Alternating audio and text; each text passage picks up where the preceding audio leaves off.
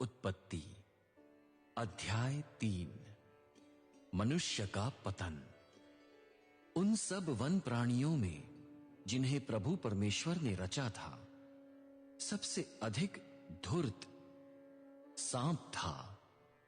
उसने स्त्री से पूछा, क्या सचमुच परमेश्वर ने कहा है कि तुम उद्यान के किसी भी पेड़ का फल न खाना?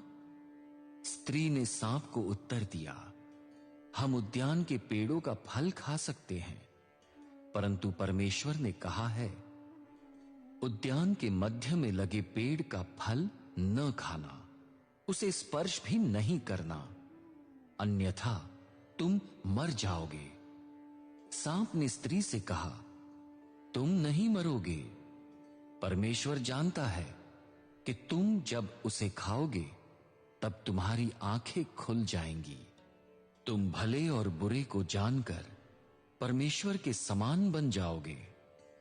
स्त्री ने देखा कि आहार के लिए वृक्ष उत्तम है, वो आंखों को लुभाता है और बुद्धिमान बनने के लिए वांछनीय है। अतः उसने उसका फल तोड़ा और उसको खाया। उसने अपने पति को भी दिया जो उसके साथ था, और उसने भी खाया। तब दोनों की आंखें खुल गई और उन्हें ज्ञात हुआ कि वे नग्न हैं। अतः उन्होंने अंजीर के पत्तों को सीकर लंगोट बनाए। जब संध्या समय हवा बहने लगी, तब उन्होंने उद्यान में प्रभु परमेश्वर की पग ध्वनि सुनी। मनुष्य और उसकी पत्नी ने प्रभु परमेश्वर की उपस्थिति से स्वयं को उद्यान के वृक्षों में छिपा लिया। परंतु प्रभु परमेश्वर ने मनुष्य को पुकारा, तू कहां है? उसने उत्तर दिया, मैंने उद्यान में तेरी पग ध्वनि सुनी, मैं डर गया क्योंकि मैं नंगा था, इसलिए मैंने स्वयं को छिपा लिया है। प्रभु परमेश्वर ने पूछा, किसने तुझसे कहा कि तू नंगा है?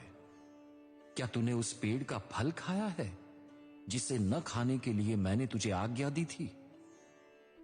मनुष्य ने उत्तर दिया, जो स्त्री तूने मेरे साथ रहने के लिए दी है, उसने उस पेड़ का फल मुझे दिया और मैंने उसे खा लिया।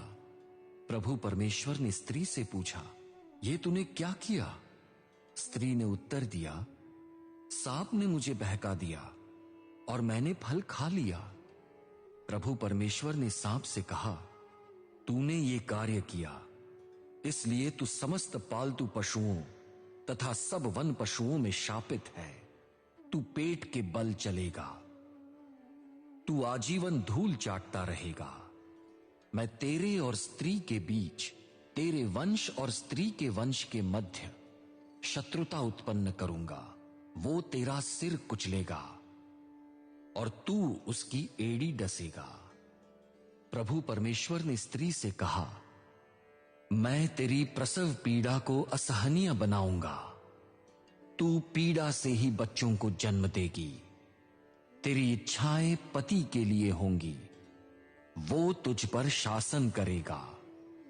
प्रभु परमेश्वर ने मनुष्य से कहा, तूने अपनी पत्नी की बात सुनी और उस पेड़ का फल खाया जिसके विषय में मैंने आज्ञा दी थी कि उसका फल न खाना। अतएव तेरे कारण भूमि शापित हुई। उसकी फसल खाने के लिए तुझे जीवन भर कठोर परिश्रम करना पड़ेगा। वो तेरे लिए कांटे और ऊंट कटारे उगाएगी। जब तू खेत की उपज खाएगा, तू तब तक अपने पसीने की रोटी खाएगा जब तक उस भूमि में न लौटे जिससे तू बनाया गया था। तू तो मिट्टी है और मिट्टी में ही मिल जाएगा।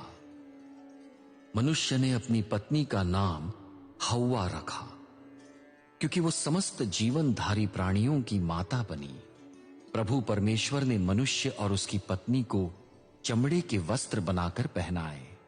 प्रभु परमेश्वर ने कहा, देखो, मनुष्य भले और बुरे को जानकर हम में से एक के समान बन गया है। अब कहीं ऐसा न हो कि वो हाथ बढ़ाकर जीवन के वृक्ष का फल तोड़ ले और उसे खाकर अमर हो जाए। अतः प्रभु परमेश्वर ने मनुष्य को अदन के उद्यान से भेज दिया कि वो उस भूमि पर खेती करे जिसमें से उसे बनाया गया था। उसने मनुष्य को निकाल दिया। उसने जीवन के वृक्ष की ओर जाने वाले मार्ग की रखवाली करने के लिए अदन के उद्यान की पूर्व दिशा में करूबों को तथा चारों ओर घूमने वाली ज्वालामय तलवार को नियुक्त किया।